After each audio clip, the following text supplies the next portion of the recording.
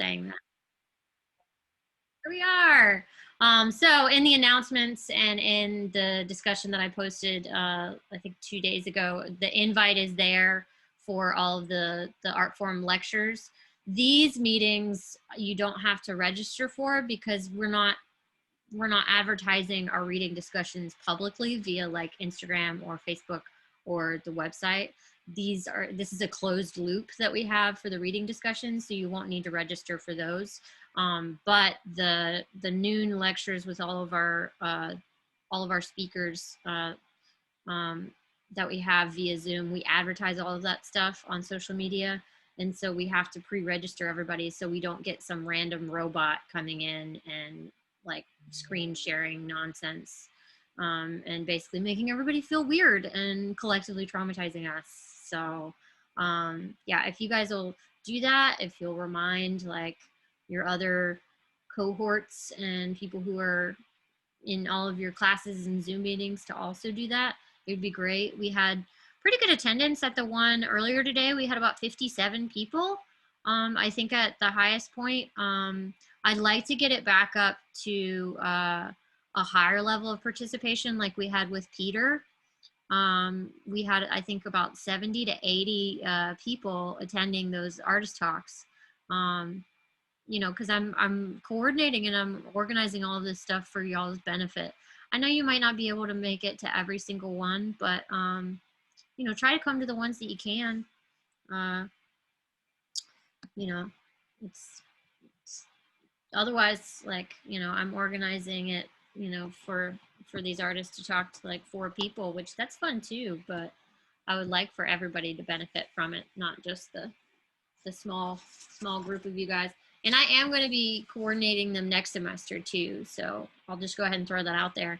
Again, it's a course that you can literally, it's structured as a course, so you can sign up for it if you're looking for like if you're looking for a special topics course to take next semester. It's going to be a special topics course in studio art, which means that it's going to be a 3-credit course, so it'll function exactly like this. But all of the lectures will be mandatory, all of the readings will be mandatory, and I'm not necessarily going to be doing readings every single week. I'm also going to be doing creative exercises because I know that a lot of your other classes are also probably giving busy reading work, which while it's fun and you're probably learning a lot, sometimes you want to make and you don't want to read. So however, I really hope that you guys found this week's reading, last week's reading beneficial. I'm really like, I'm digging her book.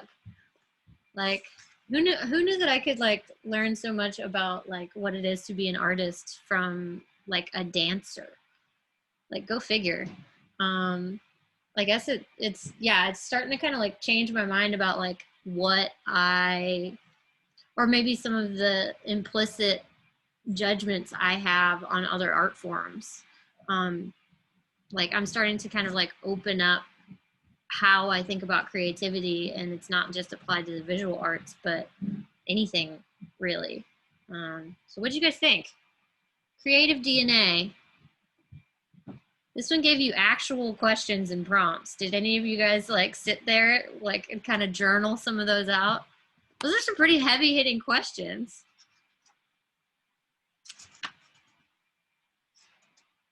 Again, this is a group discussion, so this is not just me talking into the void.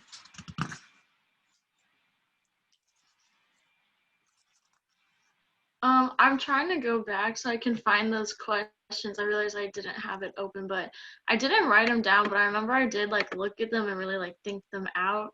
But I can't remember what they are right now, so I'm looking for them. So the creative autobiography, right? So number 1 was, we can just go through the questions, and if anybody wants to share, maybe if they had an answer. I know that some of these are like very private and you want to keep some of the answers to yourself, so we'll just do like a group dialogue. I thought number 1 was actually really tricky. What is the first creative moment you remember? Yeah, I thought that was hard too, because I'm like, it's like how do you define like creative moment? Because I feel like we do so much creative stuff without even realizing it. Like even just like playing with a toy. And I'm like, I know I did that when I was really young. So I'm like, I don't know where to pin it exactly. Yeah. I know. I was thinking about that, and I was just, well, and it's like, so you read the list of questions, and then you go and you read like her answers, and I found myself judging my own answers. I was just like, ooh, that's an even better answer, Twyla. Um, but then I was just like, oh wait, I need to stop judging myself through the lens of others. It was also like, well, some of them built on each other. So like, was anyone there to witness or appreciate it? I would really struggled. What's the best idea you've ever had? Does anybody have an answer to that one? No. No, I've still been thinking about it. I struggle with questions like this that are like the first creative moment or the best of this or the best of that, because it just like I can't even remember all the things I've done. I don't know which is the best. I can't remember things like that. Imagine when you get to like my level. Like, I was in school for 7 years and then like worked professionally a few years after that. I don't. Yeah. Like, it's just like too much to try to, I don't know, think about everything and then narrow it down to one. Well, and I think this is one of those investigations that will change. Like your answers are going to change over time, which I think is why she sort of prompted, before doing the exercise, she was like, just get the answers out. Don't think about it. Just do it. Just answer it. And so like, yeah, my first creative moment that I remember was I used to draw a lot. Like as a kid, like I was constantly like drawing on every single surface and or like thing that I could find. And I used to like to draw butterflies all the time. Just like so, it's such a like 5-year-old like little girl thing to do. But in my hometown, well, not in my hometown, but like right outside my hometown, there's this place called the Callaway Gardens, and they have a butterfly center, like a place where butterflies like live and they foster them and study them, and they would do like a children's drawing competition every single year. And I remember I won in my age group, and I was like 4 years old. So like that was probably one of my first like creative successes, is like I won the Callaway Gardens like kindergarten butterfly drawing competition. Like, that's funny that you say that, because I wrote down for my answer to number 1, kindergarten art fair, gingerbread self, which are 2 different occasions, but they were in the same year.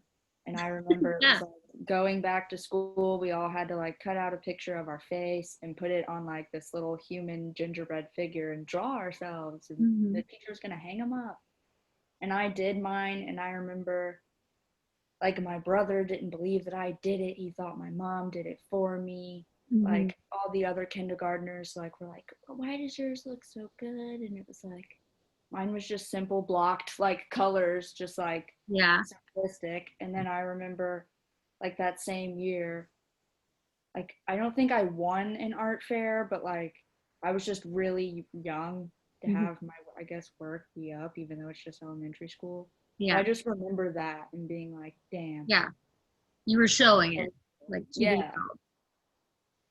Yeah, I think, well, and I think that's sort of like, she's having you, that's what she's doing, right? So she's making us think of how long we've had the interest that we've had.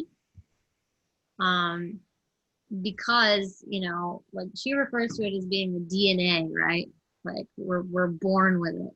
It's the thing that like we have to do because we can't do anything else, or we wouldn't want to do anything else, or we wouldn't be fulfilled doing anything else. And sort of answering that for yourself, because that's where authenticity comes from, right? Like that's what that's what means like you're making your artwork as opposed to somebody else's, which we were kind of talking about 2 weeks ago is like that's where good art comes from, and that's how you like continue making and you don't give up is because it's that like deep seated part of you that you like literally have to do it, or else like you'll die or something, or at least die inside a little. So I think part of it, like it's it's the reason you guys are here. It's the reason you're in art school. Because like what are you gonna do? You're gonna like go into marketing? Well, listen, you should know some things about marketing because that very much goes into being an artist in contemporary society, but it doesn't have to be the be all end all. I really like the question, what's the dumbest idea you've ever had? Just flat out, you thought it and then you were like, no.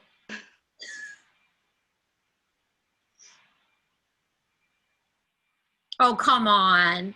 You guys are in undergrad. You guys know that you're given prompts in every single one of your classes, right? So like I know some of these teachers are throwing these like prompts at you and you're just like, what am I even gonna do for that? It's just I've had so many dumb ideas. It's like which one Exactly. which one do I rank like the dumbest of the dumb ideas? Well, I mean, what's the dumb hierarchy? That's a really good question. Like, is it Who's the like hierarchy? a dumb idea that I'm proud of for being so dumb, or a dumb idea that was so dumb that I hated it? Oh. I also like, I didn't even take that as like, what's the dumbest art idea you've ever had? I also just kind of took that as like mine that was such a idea. different. Yeah. Yeah, because I was kind of like, I guess, I don't know if it's the dumbest, but I feel like now I know like it's dumb to like maybe overthink things and to be like, oh no, I shouldn't do this because. So I kind of took it like that way. I don't know. I think some of my dumbest ideas ended up being like some of my best decisions. Like legitimately. Some of my dumbest ideas were my best decisions that I've ever made in my life, and they have brought me to where I am. that. Like moving to New York without having a job lined up. Dumb idea. Really dumb idea. Like definitely could have ended up homeless at many times during my journey there, but like that was where I needed to go to learn how to do what I wanted to learn how to do. I didn't get out of graduate school feeling like I had gotten the level of knowledge and understanding about fabrication that I thought that I needed in order to become a good educator. I literally paid for and spent 7 years of my life in academia, and then I got out and I was like, but I'm not there yet. And then just moved to New York, and I was just like, well, this is where the artists are. I'll just go and be their apprentice, because apparently I think the world still functions like the Renaissance, and it actually does. I highly recommend trying to find mentors and people who can take you under their wing and show you very, very niche specific things, because like I think a lot of that information is going to get lost in the future. And I think it's easier if you find a singular person to connect with and to learn from. It's more impactful, and typically you're going to find somebody that like you'll stay connected to for like the rest of your life. In my case, I learned all of that crap from a crazy misogynist jerk that I will probably resent for the rest of my life. But at the same time, I still learned a stupid amount of stuff, which then led to me getting the good job and the team of people that I will look fondly on and stay connected to forever. So it's like, it started with a dumb idea, and it led to me finding out more about myself. And then moving to St. Louis was a dumb idea, but that's brought me to you guys and allowed me to step back into the role of being an educator, which like I wouldn't give up for anything. Now that I've been doing it regularly for like 3 years now, just in St. Louis, like I can't imagine myself anywhere else. I still want to go back to New York when, travel is a thing, but for right now, it's like, this is where it's at for me. So, anybody have any dumb ideas that they're contemplating right now? Because I'm all for it. I'll encourage you. So I am like a dumb idea right now. Like, so I need to make an installation, like site specific installation for one of my classes. Okay. And my place I chose was the bathroom. Okay. And I'm thinking like, well, what if I get a bunch of like dead fish and suspend them from the ceiling? Where would you get a bunch of dead fish? The store. I feel like that's going to be more expensive than you think it is. Yeah. And also, don't you live with your family right now, Anna? That's like What is the hindsight point 2020. of the dead fish? Do you need the physical body of the fish, or do you want it for the smell? Like all of it. Are you trying to prank your family? Well, like Like low key? A little bit? Because that smell's not going to go away for like days. yeah. Yeah. Although you picked a good time of year, it's starting to cool down. So like, had you done that in the summer, it would have been terrible. Okay. Yeah, yeah. Do we need the body of the fish? Also, why a fish? What does a fish in a bathroom mean? Well, because like bathrooms, like sometimes they smell really bad. Mm-hmm. And so I'm like, well, what about just like the physical manifestation of the smell? The physical manifestation of the smell. I don't know that bathrooms smell fishy though. Like, That might be like the referred smell, but that's not where it's like truly coming from. yeah. When you said like site-specific installation in a bathroom, I was like, please say she's going to do a site-specific installation in a toilet, like inside the toilet. Inside the toilet? Yeah. How would that Like happen? when you're thinking about like spaces that you can like put an installation in, like I'm imagining the bowl of the toilet and then that Yeah. site. Or even the inside of the actual like mechanism of the toilet. Like the tank? Oh yeah. Yeah. Or both. Or maybe, because I'm just curious as to what like the concept of it is, but that's for you. But like maybe you do something that is subliminal, like to the toilet, that only you know, and it like kind of messes the toilet up. I don't know if we should really be plotting and scheming this, but Well, I'm just thinking of like the idea of what site means, like, or a site specificity. So when we're stuck in our houses, like, what do we how do we designate space? How do we designate a site?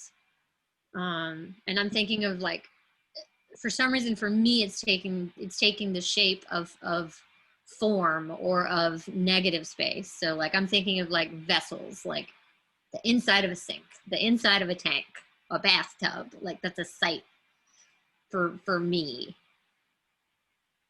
What class is this for? So it's for Time Studio. We have to do this assignment called Portrait of a Place, and it was in 3 parts. The first part was like take over 100 pictures of different aspects of of the place that you chose. I chose the bathroom because I was there a lot over quarantine, and I became fairly acquainted with it. May or may not have been due to like all the whipped coffees I was drinking, but that's neither here nor there. Relatable, but still. Pardon? No, I'm sorry, I said relatable, but still. But So I did the pictures, and then we had to do like a video, which was a little difficult. I don't really work with technology, but and now this last part is installation, and we don't necessarily have to include the video, but we just have to alter our place somehow. Like she gave an example, like if you were doing your bedroom, you'd like, and you have posters up, you just turn all the posters around so they're facing backwards out, something like that. But I kind of want to be like obnoxious about the installation because my family's been getting on my nerves. Okay. I mean, my immediate dumb idea brain goes to a flagrant misuse of toilet paper. Like TP the bathroom? Yeah, that's the most obvious answer, is it not? Oh, my little yeah. caveman brain went to hang fish from ceiling. So Yeah, that is so. But write get that down. Write that down because that is like so specifically Anna brain that like that's something that you should like write down because that's like that is how your brain functions differently than like my brain. My brain is like I need to go to the immediate pun world. TP the bathroom, like, you know, because I'm a middle schooler at heart. Like, also, I'm just thinking about like toilet paper as a commodity, or at least how it was a commodity earlier during this pandemic, and how like annoyed your family would get if you just like loosened up every single roll of toilet paper like in the bathroom. Just putting this out there, but I found packs of life-size and lifelike fish on Amazon. All right, can you share that in the chat, please? Okay. Just from a purely educational standpoint, let's all have Still kind of expensive if you need a lot of them, but it won't smell as bad. So they're to scale. Three It's large like a whole company. They're made of flexible foam. Oh, look at that. There's such Gosh. a variety of fish. that you holy can buy. moly. Yeah. I never thought this was something I'd look up, but just wanted to throw that out there. They have I mean, Like put them in the tub, make the tub like a pond. or with ice, pond. or with ice, like a fishmonger. Yes. dirt up in there. Yes. Make it look real nasty. Whole Moss, fish lily market. pad. Just like really make it gross. I guess. I'm also like trying to think about like, I guess the cleanup, because you guys did bring up good points about if you put dead fish in your house and just let them hang from the ceiling, like it's maybe not good in the long run. Yeah. I mean, I'm just. If it's your house and you have to Listen, too. I'm not advocating for anything that might cause family strife. In case any of your family members come across my YouTube channel, I'm not advocating for that.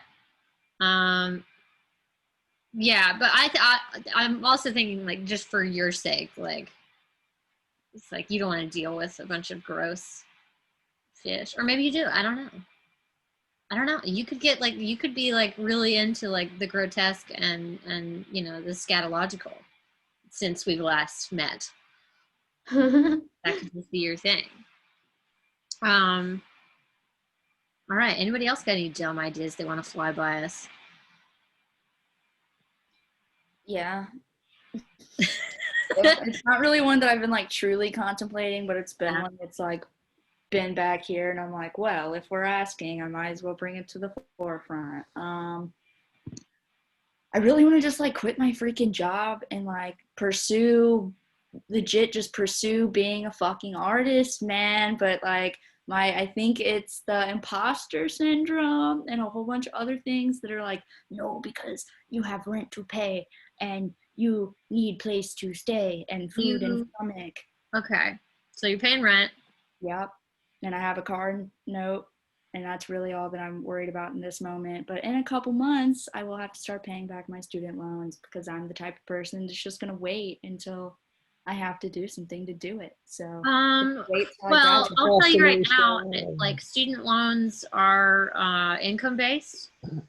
So you are not required to pay anything on them unless you make a certain amount of money. All right, cool. If you're on an income-based repayment plan, because they cannot require you to pay like X, Y, and Z amount of money each month if you don't make that amount, or if you don't. Basically, they have it set up to where if you do income-based repayment of your student loans, and let's say you're in between jobs, you defer. If you have a job but it doesn't pay like a crazy amount of money, or you work part-time, which let's be honest, most of you will be working part-time when you get out of school, before you find like a full-time gig, especially if you're holding out and trying to get gigs within the creative realm. Yeah, most likely you're going to have to work part-time before you work full-time, which means that you're not going to be making that much money. And so the student loan system is set up to where it recognizes that you might not be making that much money, and therefore it doesn't require you to pay student loans if you aren't making enough money that you can both live, pay your current like living costs, and still have money to pay your student loans.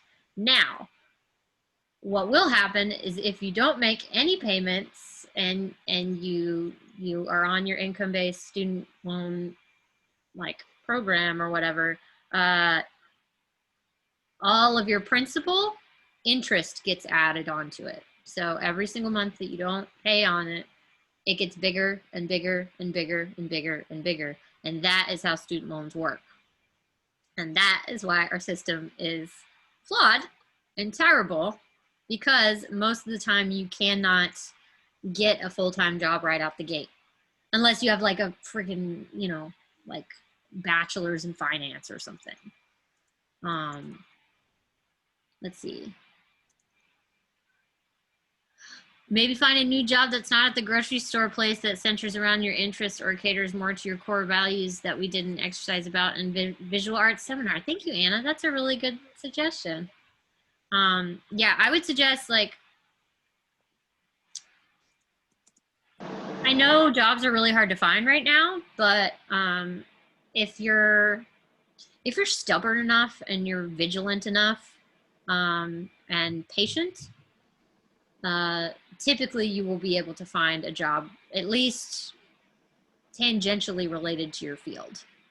And I speak from experience. I'm stubborn, and I will apply to anything and everything that I think might fit. Also apply to some things that you don't know if it's a good fit or not. So like my first job that I got when I moved to New York was I applied to be a like project manager at this place called the Sketchbook Project. They ended up not originally giving me the project manager position because they already filled it. But what they did say that they still had open was a tour driver position, which was to drive their mobile library around the United States. So I didn't get the job that I wanted, but what I ended up getting was a job that was way cooler. Didn't pay very well, but what it did pay me was in experience and problem solving, but mostly it was just the experience of being able to see this country in a way that I don't think I would have had the opportunity to see it, because they were footing the bill. They were paying for the gas, they were paying for the hotels. Like I wouldn't have the sort of like discretionary income to do that on my own outside of that job. And so I think sometimes you can be surprised with like what's out there that you might not consider like initially. And so I would also tell you to be open-minded, Madison. Because maybe your current job isn't a good fit, but there might be something wacky out there that like really works. Also, I just wanted to, because this kind of reminds me of a podcast that I listen to. It's called Perspective Podcast. And like pretty much all he talks about is turning your like creative side hustle into a full-time job and like motivating you to do that and teaching you like how to get from one to the other. But it's like all for, it's mostly like targeted towards creative people and artists and stuff like that. So I feel like Called Perspective Podcast. Yeah. All right, I wrote that one down. I mean, I'm like the queen bee of when it comes to like get a side hustle, like work the system. This is also why I tell everybody to be well-rounded. So actually, I took some umbrance with one of the things that she said in this book. Let me see if I can find it. Okay, she says, I wonder how many people get sidetracked from their true calling by the fact that they have talent to excel at more than one artistic medium.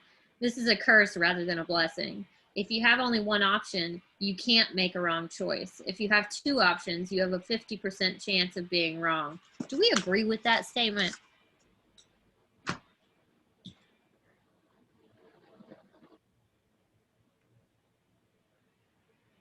I think yes and no, honestly. Because I really think, in my experience at least, I really excel at one medium, but at the same time, I think there are sometimes that another medium can kind of mix into that and not really take away from it. Mm-hmm. Well, I think, okay, I'll put it this way. I agree with her on a macro sense, which is, you know, I'm not about to go out and be like an accomplished, famous ukulele player, right? Like, I know that nobody's ever going to pay me to do that. Now, I'm a firm believer that if you are within the visual arts, we'll just put it a broad sense, visual arts, and we'll open that even up to experiential and or performance-based stuff. If you are within the visual creative field, I think you need to be, I think there's power in being well-rounded. I think there's power in being well-rounded, and to that end, I will point out, we're all working from home, right? Which means that we have to figure out how to master the technology that is sort of being pushed upon us in order to do that. Which again, in the lecture, we talked about that being a barrier of entry, right? So like, we need to like briefly and wholeheartedly check our own privilege right now, because we have computers, because we have phones that we can do this on, because we are able to even, you know, stream in. Like, all of that is privilege. Not everyone has that right now.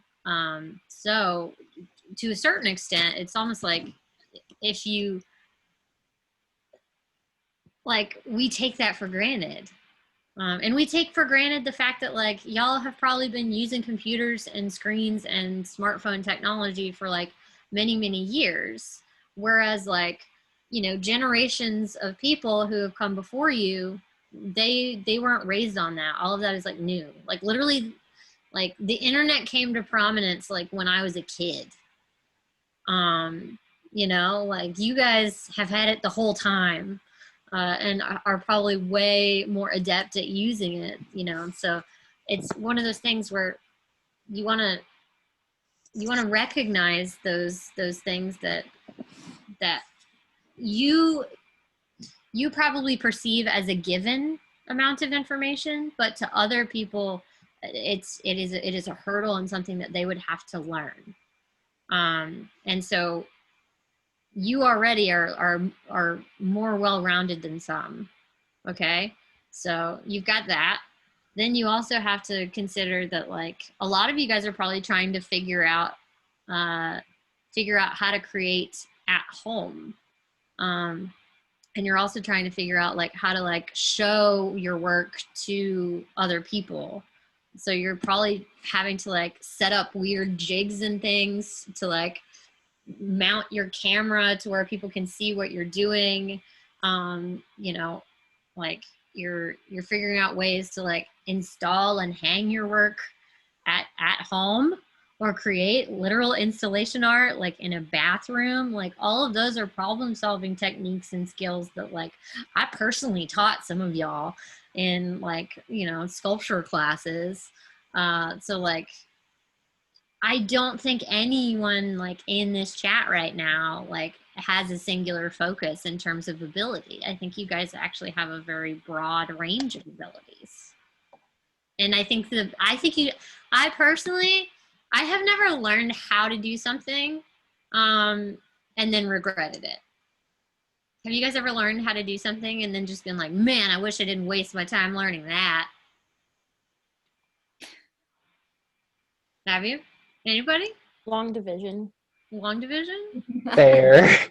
I took batting. Accurate, but like, I don't know, man. When you like decide that one of your projects like requires like geometry or something, like trust me, you will be sitting there going like, why didn't I pay more attention in math class? Because math doesn't make sense. I was like, I'm trying to make exactly a how I sketch feel pyramid for my about performance all of piece these because out. it's cheaper. Like you end up in these weird scenarios. Like the further you get into your art career, well, because it's like, okay, so everything that comes natural to you or comes easily to you is boring. You're gonna find this out. Like you're not gonna want to do it because like it seems too easy. Or at least if you're anything like me. Like the second I've already done something once, I'm just like, all right, where are we going next? Like, I hate this. Let's move on. Let's do something different. And I hate it. It's like, I don't have fun doing that. It's like that last solo show was all like woodworking. I hate the wood show. I hate it so much. But I learned a lot doing that. Like the work I'm working on right now is like ceramics. I'm gonna have to talk to Jerry about fire and kilns. So I think it's beneficial if you guys like don't pigeonhole yourselves. Or at least try not to. Because then when you become a homeowner, all of those new skills become like really helpful also. Let's see. Let's dig into some of these other questions. Oh, what are your habits? What patterns do you repeat?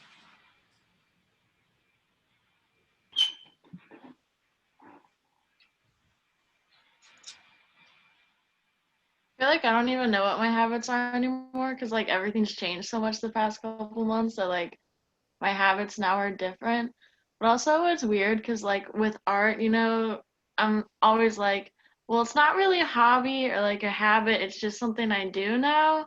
Mm-hmm. I remember this is like kind of off topic. I remember I read somewhere once when someone was like you don't have to like find a job that is like your hobby or something because like you need hobbies too so that you don't just get like worn out and tired of like you know like going to work all day and then just coming home and like Yeah. and just doing like it on repeat. So like that's why hobbies are important. And I'm like, well, I don't know what else I have outside of like the things I'm already doing like in class, you know, like creating. Mm-hmm. Easier to get like burnt out right now. Yeah, you gotta find your like happy spot. I know, because that's like a weird question that I get asked too. They were like, okay, what are your hobbies? Is your art your hobby? And I was like, no, my art is literally how I pay my bills. Like I teach, like this is my job. And kind of like how you were saying earlier, it's just kind of how we exist. Mm-hmm. Like it doesn't even feel like a hobby or a job sometimes. It's just like I couldn't imagine my life without it. Yeah. Yeah, It's like, I think I put that for like my answer on the discussion where I'm like, I just don't know what else I would do. Like, this is just like what makes sense. It's like an instinct too, you know?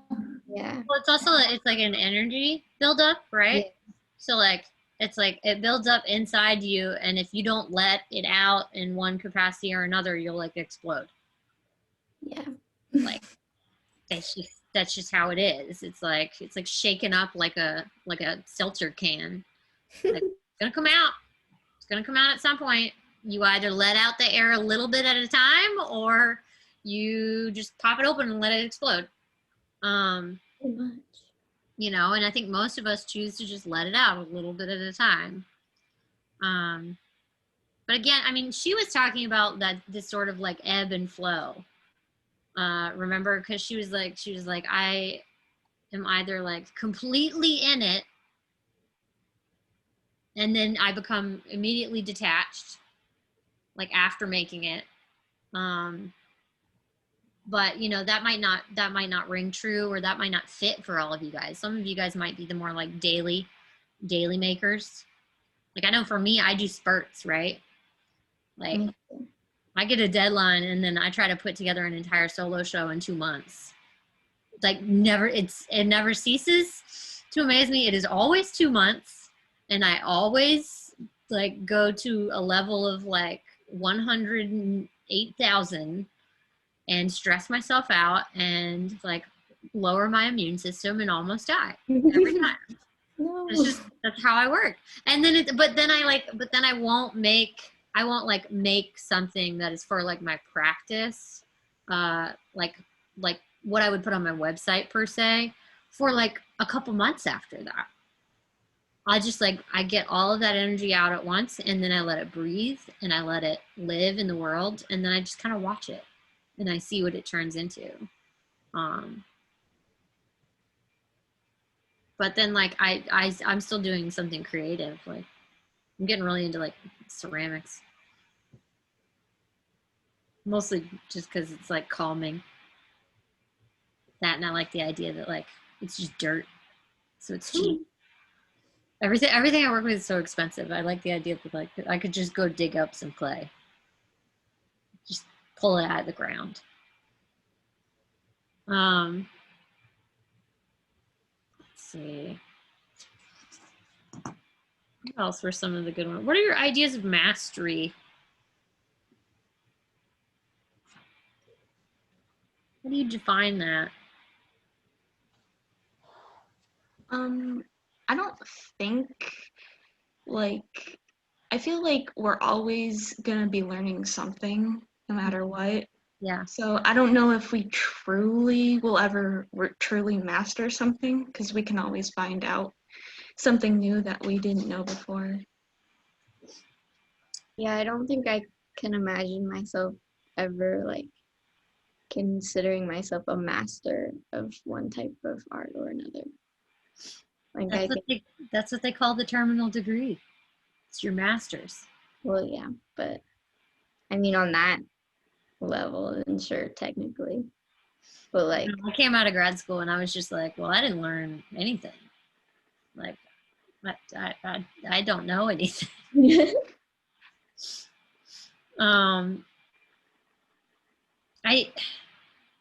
That one's hard for me, and I think it's Madison. I think it's tied to imposter syndrome.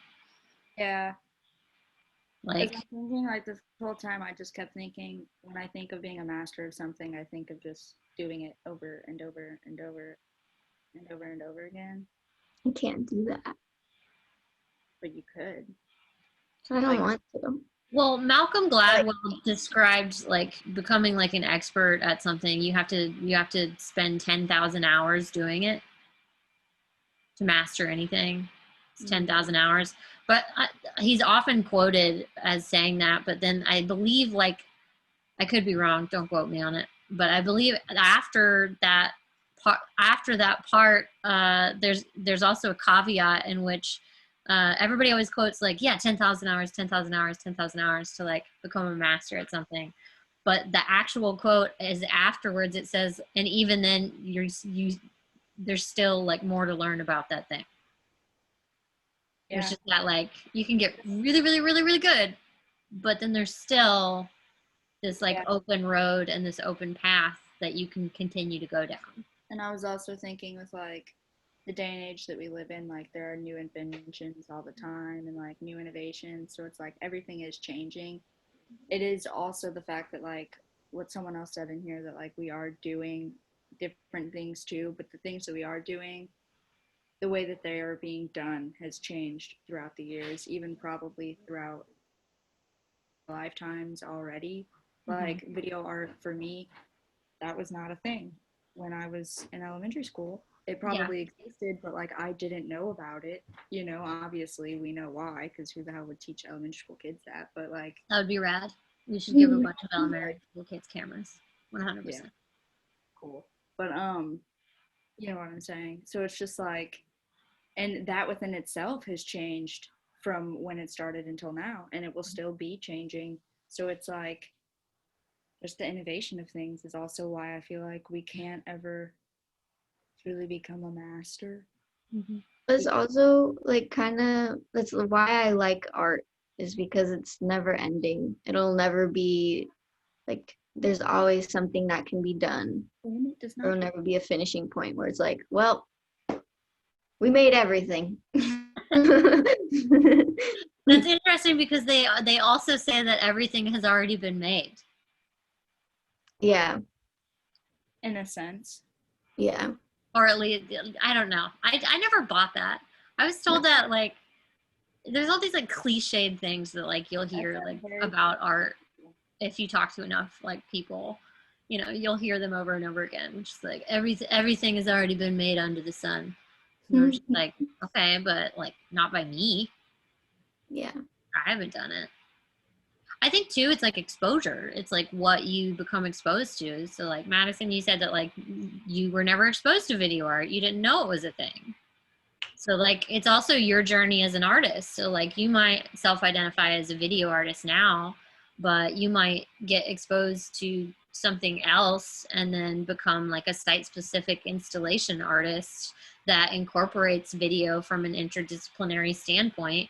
You know, or you could become like, you know, an artist that works within the public realm and then like, but it's really more about like social engagement about, you know, a certain like topic or whatever. Like you don't know like what your path is going to take. Right. And it's because we grow. As we age, we grow. Like I never thought that I was going to be like a figurative artist. I actually thought I was going to be, like just a straight like sculptor that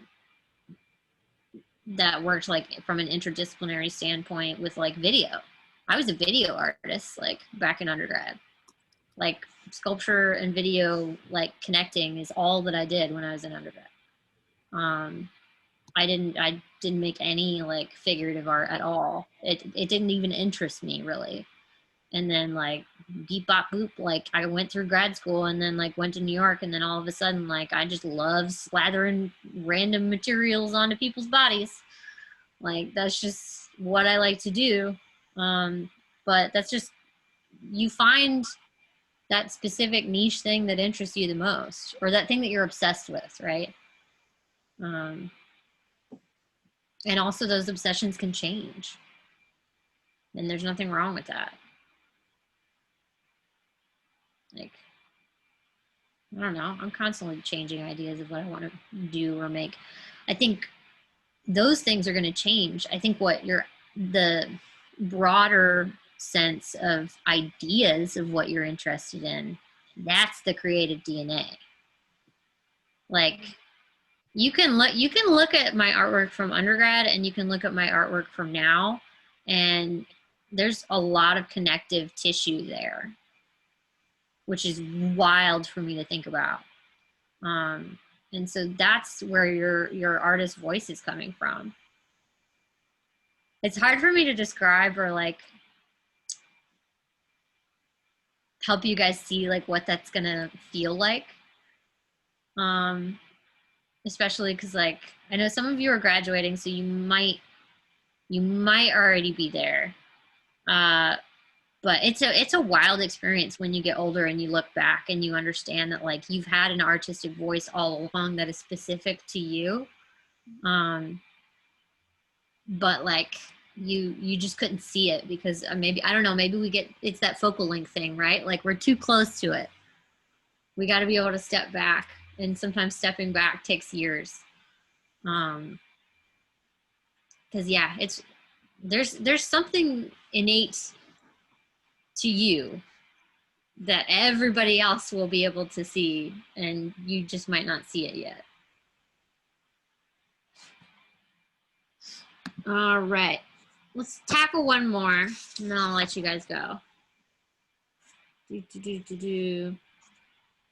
Oh, what's your greatest dream? So like her answer was to be paid on the same level as a professional athlete and pop star, right? Meaning that dance would achieve that level, right? So like big picture thinking, what's the dream?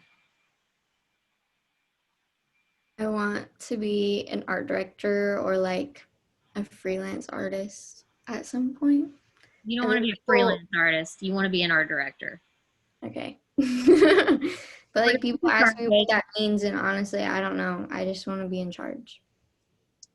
That's not freelance. That's okay. Here's the thing. What am So I thinking of? the freelance equivalent of being an art director would be you would be paid as a consultant. Okay. That.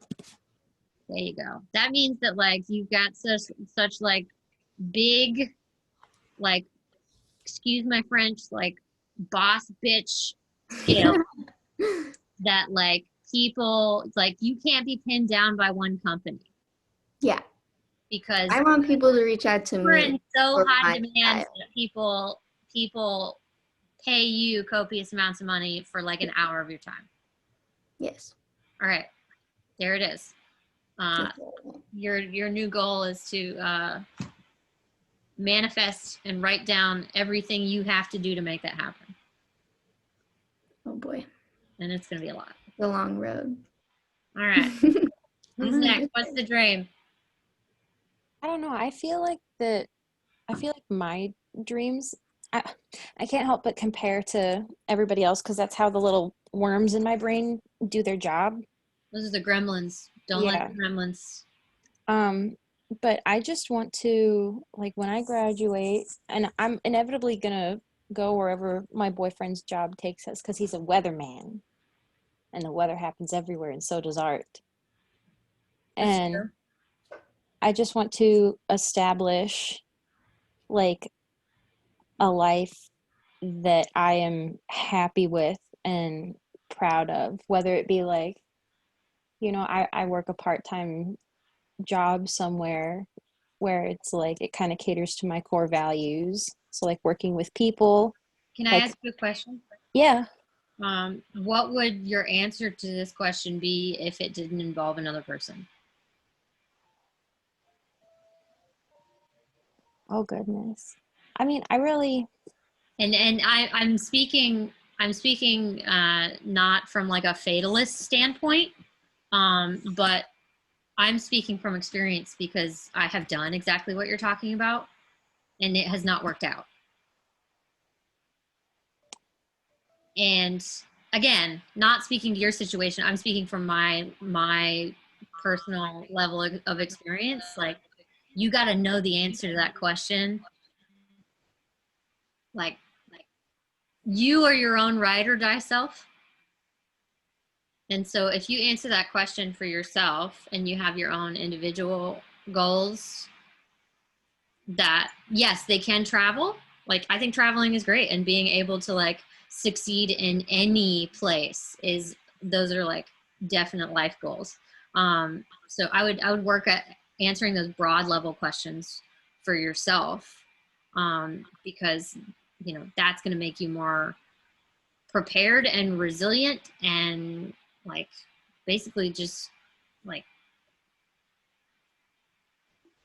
I don't know, just the only person who's going to like make you happy is you, right? At least from a being self-fulfilled standpoint. So I would imagine those questions just for Anna.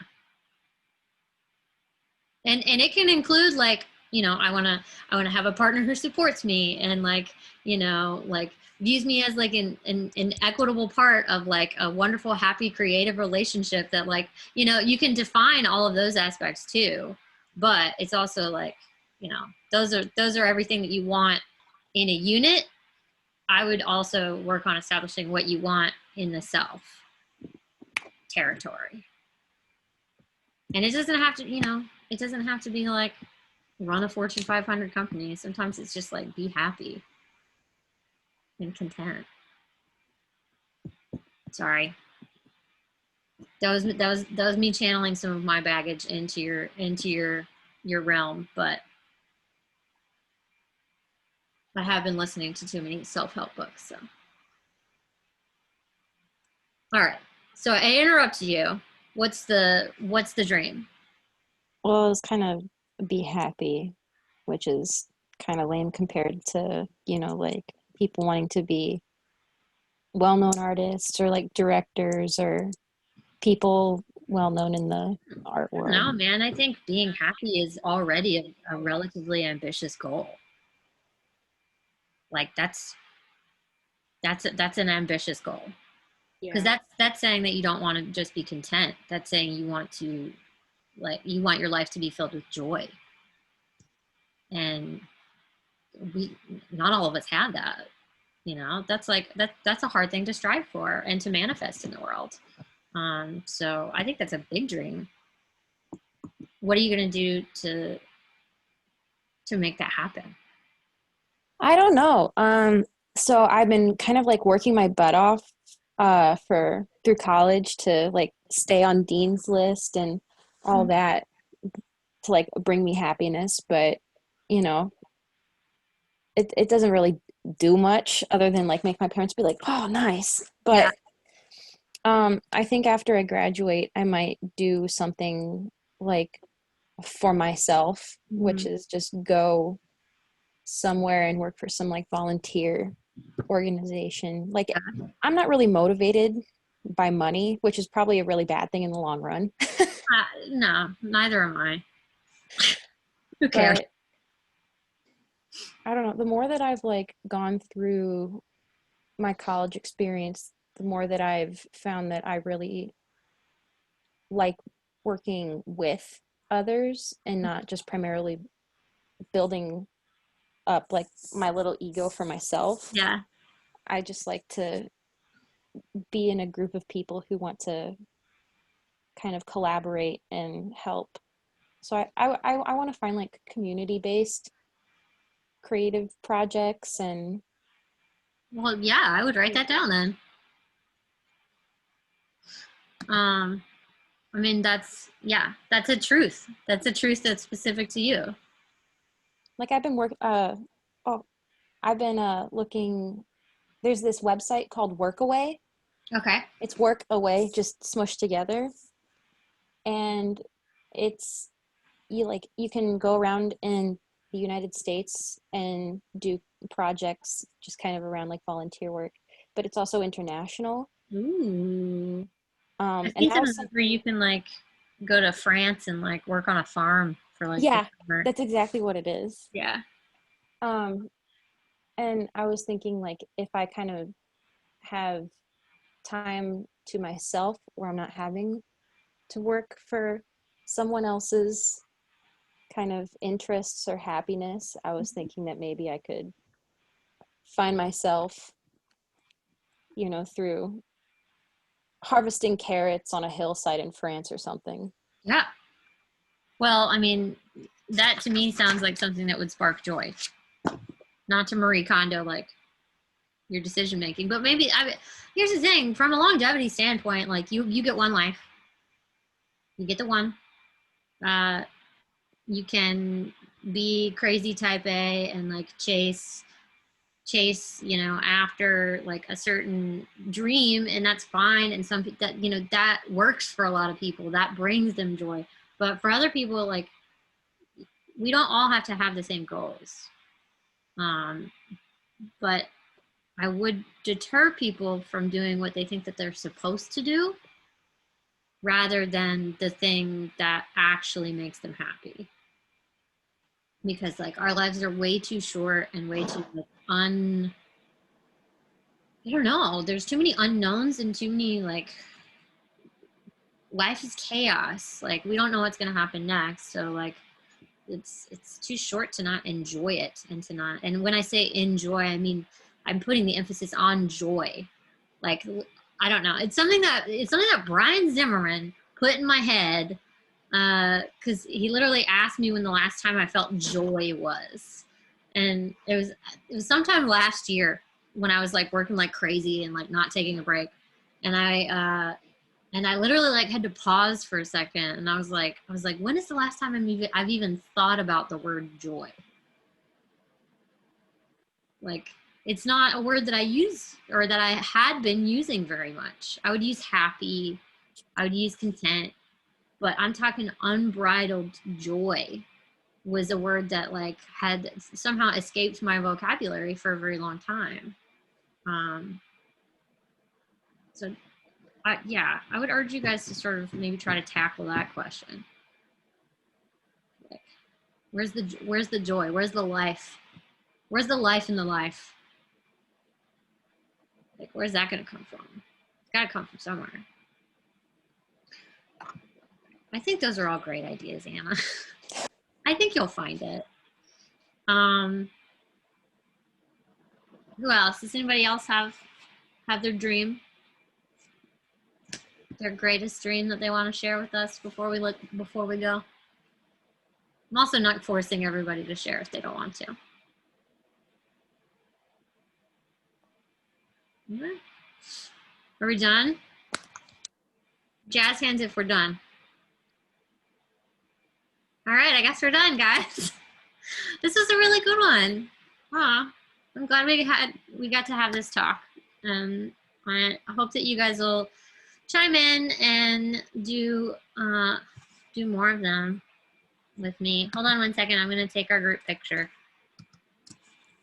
All right. Everybody smile. Love it. Okay. All right. Well, you guys, have a wonderful day. And yeah, I hope you guys have fun. Do something fun. Go outside. Go outside. Just get some air. Go outside. Wash your face. And I'll see you guys next week. Right. Bye. Bye. Thank you.